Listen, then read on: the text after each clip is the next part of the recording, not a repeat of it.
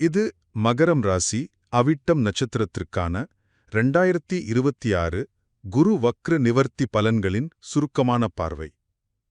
வரப்போற 2026 மார்ச் 9ஆம் தேதி மிதுன ராசியில குரு பகவான் வக்ர நிலையிலிருந்து விடுபட்டு நேர்கதிக்கு திரும்பும்போது உங்களோட பொருளாதாரம், குடும்பம், அப்புறம் வேலையில என்ன மாதிரியான அதிரடி மாற்றங்கள் வரப்போகுது அப்படிங்கறத இப்ப பார்க்கலாம்.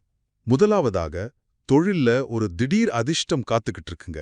குரு 6ஆம் இடத்துல சஞ்சரிக்கிறதால ஜோதிடத்துல சொல்ற அந்த விபரீத ராஜயோகம் செயல்பட ஆரம்பிக்கும். அதாவது எதிர்பாராத பணவரவு கிடைக்கும், உங்க பழைய கடன்கள் எல்லாம் முழுமையா அடைப்படும். அது மட்டும் இல்லாம புதிய வேலைவாய்ப்புகளும் தடையற்ற பதவி உயர்வும் உங்களை தேடி வரும்.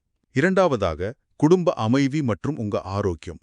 குருவோட பார்வையால இவ்வளவு நாளா குடும்பத்துல இருந்த வாக்குவாதங்கள் எல்லாம் முடிவுக்கு வந்து நிம்மதி திரும்பும்.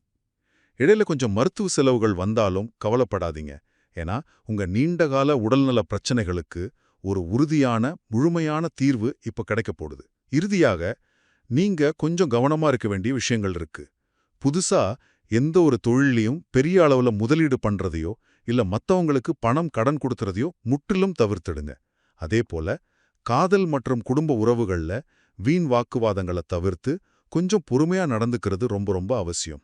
சுருக்கமா சொல்லணும்னா ஒரு சில சின்ன சின்ன சவால்கள் இருந்தாலும் இந்த குரு வக்ர நிவர்த்தி உங்க கடந்த கால போராட்டங்களுக்கெல்லாம் ஒரு பெரிய முற்றுப்புள்ளி வச்சு உங்க வாழ்க்கைய அடுத்த கட்டத்துக்கு நகர்த்துற ஒரு சிறந்த திருப்பு முனையா கண்டிப்பா அமையும்.